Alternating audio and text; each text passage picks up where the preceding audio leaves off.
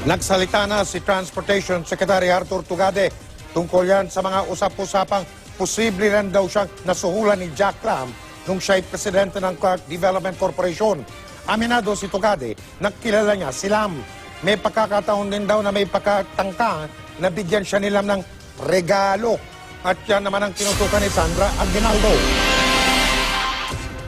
May kaugnayan ba si Transportation Secretary Arthur Tugade sa gambling tycoon na si Jack Lam? Naging presidente ng Clark Development Corporation si Tugade mula December 2012 hanggang April 2016, kung saan matagal nang nag-ooperate sila. Nahaharap ngayon si Lam sa kontrobersya dahil sa umunoy tangkang panunuhol kay Justice Secretary Vitaliano Aguirre. Kaya minsan ang nasabi ng grupong Road Users Protection Advocates na dapat imbestigahan din si Tugade dahil posible umanong nagtangkang maglagay si Lam sa kalihim. Kamakailan, kinasal ang anak ni Tugade. Dumalo dito si Lam pero may paliwanag dito si Tugade. Hindi siya invited. Sinabi ko siya hindi invited. Wala siyang imbitasyon. Isinama siya ng isang invited. Okay, ma'am. Sir, sa nose-in Pwede ko hubang palisin yung... Aminado naman si Tugade na kilala niya si Lam, pero iniwasan daw niya ang anumang bagay na ibigay nito. Let's face it, there was effort to give special attention. But I shied away from it. Okay? There were efforts to give objects of appreciation, but I did not accept. Hanggang dun lang po. Git pa ni Tugade, nung presidente siya ng CDC, naghigpit siya sa gambling operations doon, gaya ng pagsala sa mga dayuhang nagtatrabaho. At nagpa-deport ng mga lumalabag sa regulasyon. Locator ko yan. Lahat ng locator ko, kakilala ko. Nung kapanahunan ko na nandoon ako at nandoon siya, meron ho kami mga dineport na mga no less than 70. Meron ho akong mga dinowngrade ang visa no less than 300. Meron akong hinold na visa application na mga 600. Ito ho bang magpapakita na I favor people? Hindi ho. The law applies to all. Ang usaping ito, hindi na naangkat sa confirmation hearing ni Tugade kanina bilang kalihim ng DOTR. Merong 2 tutol sa confirmation niya pero withdraw nila ang kanilang oposisyon. Nangako naman si Tugade na sisikapin niyang malutas ang matinding traffic sa Metro Manila pero kailangan daw niya ng panahon. Inihirit din niya na ipasa ng Kongreso ang hinihinging emergency powers para malutas ng Pangulo ang problema sa transportasyon. Sa huli, kinumpirma rin ng Commission on Appointments si Tugade. Naghahangad ng tunay na pagbabago sa ating bayan. At ako po ay naglakas ng loob para lapitan kayo dahil po meron pong hinainga ating mga kababayan po, lalo na po yung mga supporters ng ating Pangulo na si Duterte. At ito po yung kanilang mga concerns na baka pwede pong maging solusyon sa trapiko po natin. Ito po ang sinabi nila, magtalaga ng mga mahigpit na mga traffic enforcer, dagdagan ng pulis o sundalo kung nararapat, lalo na sa mga bus stop. Mabawasan ng bus o di kaya gawin na lamang itong government-owned at ang sahod ng driver ay gawing buwanan na lamang upang hindi na nag-aagawan sa bus stop.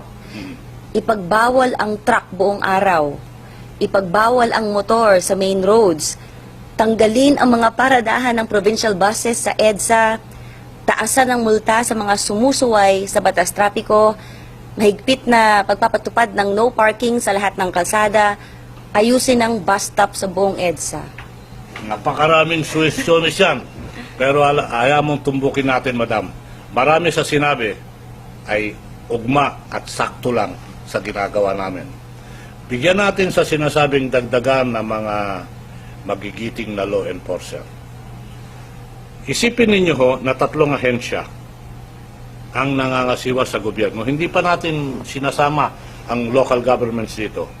Yung ahensya na tinatawag na Philippine Highway Patrol. Pangalawa, yung ahensya na tinatawag na MMDA.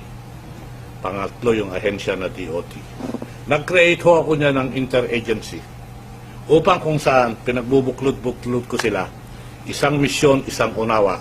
Hindi magkukumpetensya sa media yan. Magtutulungan sila. Having said that, doon sa maglagay ng mga law enforcers, kahapon lang nag-anunsyo ho ako na kailangan gusto ko merong tinatawag na interagency flying patrol. Hindi naman ibig sabihin lumilipad. Ito ho, yung kung saan pagsasama-samahin ko Interagency Highway Patrol, MMDA, DOT. Ang kasama ho dyan, nakamotorsiklo ho sila. They will be strategically located in Metro Manila in such a manner so that pag nakita sa choke point sa CCTV na merong choke point, at isang signal lang in 5 minutes, nasa destinasyon sila para addressin yung trapiko. Ang formation ho ganito, isa na sa harap, isa na sa likod, isa nagtitiket kung merong mga violation. Gagabayan yan hanggang lumabas sa trapiko. First time na gagawin yan, sana naniniwala ako na magampanan. Yun sa mga no parking, napakagaling nyo ma'am. Ang ina-address ko lang, yung mga kung saan parang nakagihas na natin na parang kanila yung kalsada. Hindi na ako magpapangalan kung sino-sino mga paaralan at kung sino-sino mga palengke. Yung mga paaralan ho, akala mo yung kalsada sa gitna. Ha? Kanila na yun. Sila na rin ang maglalagay ng mga cones.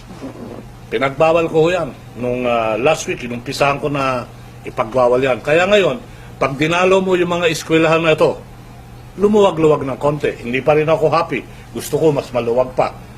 Hindi pa rin ako happy. Gusto ko mas mabilis pa rin yung daloy ng trapiko. Yung terminal. Opo.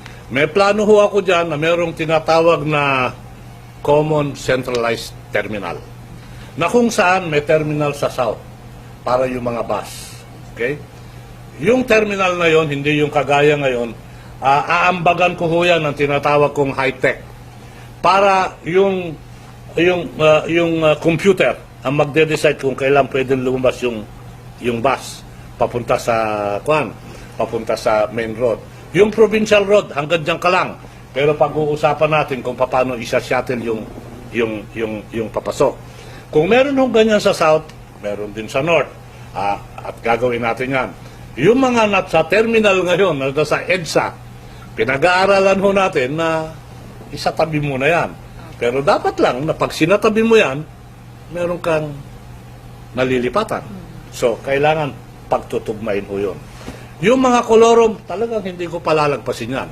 Pero ma'am, meron hong realidad na dapat bigyang katugunan. Ano ho ito? Lahat ng kolorom aalisin mo. Kung magtatagumpay ka, naalisin mo lahat ng mga kolorom, baka 20% ng mga bus at jeepney na naglalakbay dyan, mawawala. Ano hong ibig sabihin nun? Mawawalan ng sakayan yung mga mananakay.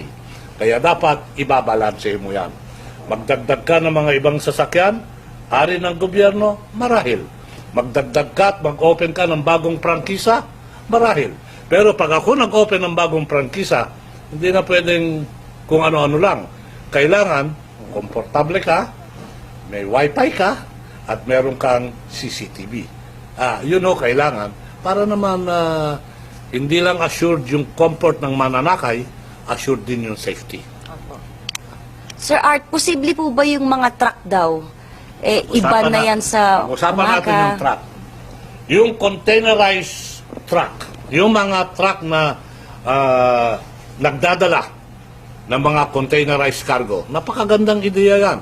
Pero pinag-iisipan ho namin ngayon yan, baka yung containerized cargo, hindi ko na papagamit sa highway o kalsada. Saan? Ma'am, sa tubig at saka sa riles. Okay? Pwede mong, sa tubig, pwede mong banatan yung Sangli, pwede mong banatan yung Batangas, yung Cavite, at kung saan magko-convert sila sa mga tinatawag na economic zones. Sa riles, hindi dyan naman Tutuban, pumunta ka sa Santa Rosa, pumunta ka sa Pier, sa North Harbor, pero hindi sila babaybay sa main road. So, pinag-aaralan ko yan. Hindi naman pwedeng paggising mo bukas, nandiyan na yan.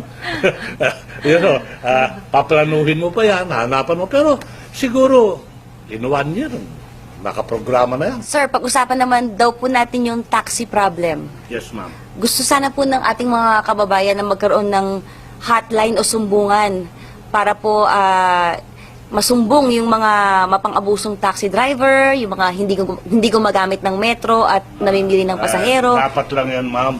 Una, dapat hindi pinag-ooperate yan. Ha? Pag walang tamang gamit ang taxi, dapat hindi babaybayan. Kung ang mga driver hindi susunod sa tamang disiplina ng pagmamaneho at pag-aalaga ng mga pasahero, dapat hindi babaybayan. Dapat sinusumbong yan, tatanggalan ko ng lisensya yan. At yung may tangan ng prangkisa na sasabihin sa akin o sa atin na pasensya na lang, hindi ko kontrolado yung driver ko paglabas sa garahe, pupunitin ko yung prangkisa niyan. Kung ikaw ay may prangkisa, kailangan alam mo kung anong ginagawa ng driver mo. Meron kang security command, meron kang CCTV, lahat meron yan. Huwag mong sasabihin sa akin, pinapaalalahanan ko yung franchise holder, huwag niyong masabi-sabi sa akin o sa amin na yung driver niyo naka-aksidente, wala kayong keber kasi hindi niyo kontrolado yung driver niyo. Pag sinabi niyo yan, pinapakita niyo sa akin na hindi kayo kwalipikado magkaroon ng prangkisa. So, possible po ba na magkaroon ng sumbungan po? Yes, ma'am. In fact, meron akong 24 hours complaint desk dito sa DOT. At meron nga ho akong kinuhang taga isang channel, television channel na magpapangasiwan yan among others. Makakaroon ho ng 24 hours complaint desk dito sa DOT. Wow. Isa-set up po yan in the first 100 days. Oh, maganda po yan, Sir Art. Meron na actually ngayon dito yan, pero mukhang kailangan palakasin. Last na po. Bilis naman. May dance number pa po tayo sa dulo, sir. Tungkol naman po sa LTO. Yes, ma'am. Marami po kasi ng mga kababayan natin hindi pa po nare-release daw yung kanilang mga driver's license card. Kailan daw po ba marirelease to? Ma'am, paano i-release yung driver's license? Walang nagawang driver's license. Okay? Ganun pa man, having said that, may mga kakausapin ho ako in the next few days na kung saan, hopefully, magkaroon ng solusyon yung driver's license. Kailangan ma-imprenta. Okay? Ang gagawin ho natin dyan sa driver's license, ito scoop na sa'yo to. Yung lumang driver's license mo, pwede mong gamitin yan pag i-renew mo. Okay, ma'am? Ikabit mo lang yung resibo na renewal. Plano ko ho dyan, plano pa lang, ma'am. Yung buhay ng driver's license from 3 years, gagawin kong 5 years. Okay? Pagkatapos ho niyan, pag nagawa yung sistema na gusto namin ilagay, kung ikaw walang citation, hindi ka involved sa mga illegal activities, ang renewal mo, ma'am, kuha na lang, online. Hindi ka na pupunta, hindi ka na pipila. Bigyan nyo lang ako ng konting pagkakataon na aralin yan at ilagay yung detalye. Pero nakabuklod na ho yan sa plataforma na gagawin namin, hopefully na magbunga yung plataforma in the next 100 days. Yung plate number naman, sir. Yung plate number, meron na sa customs yata, ayaw iparelease kasi may COA issue. Di ba? So, madaling salita, wala. Ano i-distribute mo? Ngayon, pag nawala yung COA, paparating natin yung mga ginawa abroad. Tanong ko sa iyo, ma'am, bakit kailangan gawing abroad? Pwede ko naman pagawa dito yan eh. Papagawa ko din. Kung gusto mo, pati yung makina na ginagamit abroad, ayun ang i-import ko eh. At dito na gagawin eh. But gusto ko may plaka na puno ng analytics. Ibig sabihin, plaka yan, 5 years din ang plano ko dyan, ma'am. Plaka yan, malalaman ko kung pek yan o hindi. Malalaman ko kung kolorom o hindi. Malalaman ko yung identity at yung mga kabuuan, kung sino nagmamaneho, ilang taon na. Lahat yan, lalagyan natin ng analytics yan. Ang hinihingi ko lang, magpasensya ho kayo ng konti, kasi talaga namang wala akong plakang madidistribute. Merong plakang dumating, no, nakabinbin sa customs. Pag nawala ho yung COA, ipapadala natin yung mga plaka dito. It will take another 45 days to 60 days bago ma-distribute yan. Ngayon, yung future plaka, ang gusto kong mangyari dyan, dito gawin. Para yung supply and demand, we control.